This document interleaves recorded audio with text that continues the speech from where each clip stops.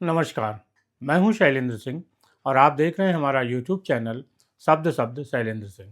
आज बात करेंगे डॉक्टर समा मोहम्मद की। अब आप ये पूछ सकते हैं कि आखिर ये डॉक्टर समा मोहम्मद कौन है? आज सोशल मीडिया पर तमाम तरीके के लोगों के बयान डॉक्टर समा मोहम्मद को लेकर आए और तमाम नेताओं ने भी अपने अपने हिसाब से प्रतिक्रिया दी, चाहे वो भारतीय जनता पार्टी के रहे हों या कांग्रेस के रहे हों।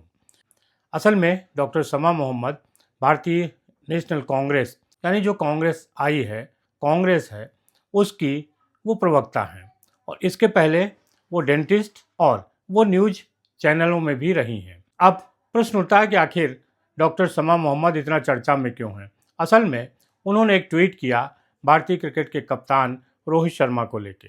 रोहित शर्मा को उन्होंने मोटा कहा और कहा कि वो दूसरे जो क्रिकेटर हैं उनके मुकाबले फिट नहीं है। अब ये जो मसला था वो पूरा सोशल मीडिया पर छा गया। असल में क्रिकेट भारत का इतना लोकप्रिय खेल है और उसमें जो क्रिकेट के खिलाड़ी हैं वो बहुत लोकप्रिय हैं। इस पूरे विवाद को भारत की जनता ने जो सोशल मीडिया पर सक्रिय है अलग अलग तरीके से देखना शुरू किया। एक विचारधारा वो थी कि चूँकि भारत ने अभी पाकिस्तान को एक मैच हराया है और भारत का लगातार शानदार प्रदर्शन हुआ है, इसकी वजह से डॉक्टर समा मोहम्मद ने इस तरीके का एक कटाक्ष किया। दूसरे पक्ष के लोग ये मानते हैं कि डॉक्टर समा मोहम्मद ने रोहित शर्मा को मोटा कहकर उनका एक मजाक बनाया है और ये एक बॉडी शेम है। ये पूरा विवाद सोशल मीडिया पर छाया हुआ है और हालत ये हो गई कि कांग्रेस के प्रवक्ता और नेता पवन खेड़ा को इसके बचाव में उतरना पड़ा। पवन खेड़ा ने कहा डॉक्टर समा मोहम्मद का जो बयान था असल में वो उनका अपना निजी बयान था और कांग्रेस का इससे कोई लेना देना नहीं था। इसके बावजूद कांग्रेस ने डॉक्टर समा मोहम्मद पे दबाव बनाया, अंततः वो ट्वीट डिलीट करना पड़ा। इसके बाद डॉक्टर समा मोहम्मद ने अपनी एक सफाई दी एएनआई को। एएनआई को दिए गए इंटरव्यू में समा मोहम्मद ने क्या कहा, ये सुनिए। It's about the fitness of a sports person. I always believe a sports person has to be fit. So I felt he's a bit overweight and I just tweeted on that. And I've been attacked for no reason, you know. And when I compared him to the other captains, previous captains like Dhoni, or for that matter, Ganguly, Dravid, Tendulkar, Kapil Dev. So I put in and Virat. I put in a statement because I found him, I have the right, it's a democracy. What is wrong in saying it? Let's not forget how Virat Kohli was attacked when he supported his teammate Shami, Mohammad Shami, when they lost against Pakistan and most of these bugs over here started attacking Mohammad Shami, and Virat, being a captain, a good captain, stood by his teammate. Virat Kohli, whenever there is a youngster who catches a ball in a match, he goes and hugs him. He leads from the front. He scores runs. You know, he's a captain of the team, and also, let's understand, he always compliments the other person. When there is a opponent who does well, Virat Kohli compliments him. You know, so that is what you have to understand. So I just spoke in a generic manner, and I fail to understand a democracy. We don't have the right to speak in such a manner.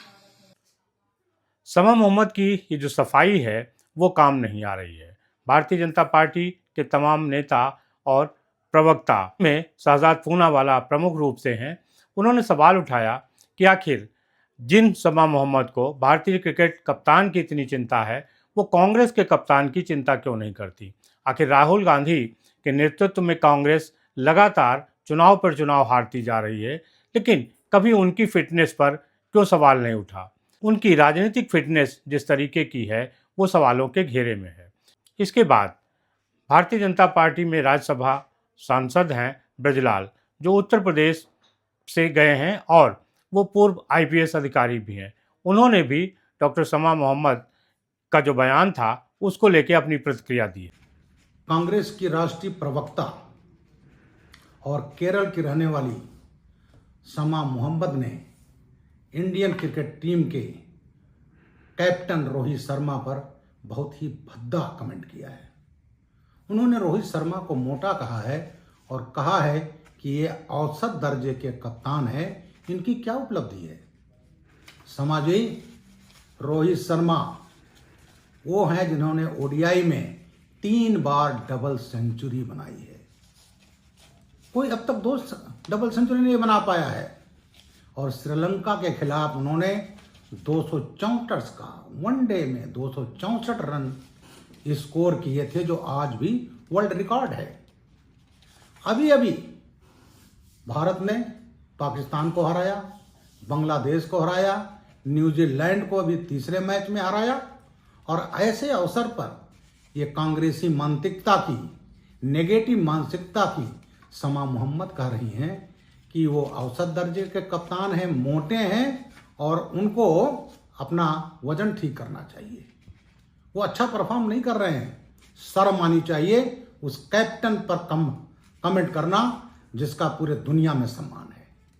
शायद समा मोहम्मद पाकिस्तान जीत जाता तो बहुत प्रसन्न होती।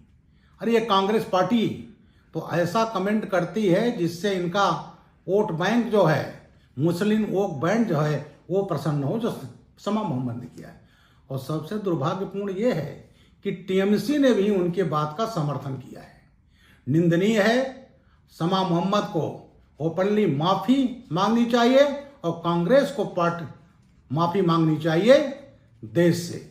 इन्होंने हमारी cricket team का मनोबल गिराया है। और उस समय जब अभी क्रिकेट का वो जो वर्ल्ड कप चल रहा है उसका फाइनल होने वाला है और भारत सेमीफाइनल में पहुंच चुका है। दुर्भाग्यपूर्ण। तो इस तरीके से शमा मोहम्मद पूरे तौर से घिर गई हैं और लगातार उन पे सोशल मीडिया के जरिए हमले हो रहे हैं। अब आपको बताते कि आखिर शमा मोहम्मद हैं कौन। शमा मोहम्मद केरल की रहने वाली हैं।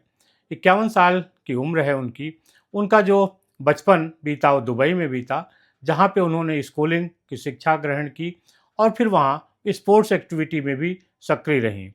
इसके बाद फिर उनकी वापसी दिल्ली में हुई, जहाँ उन्होंने अपना बीडीएस यानी डेंटल की पढ़ाई शुरू की।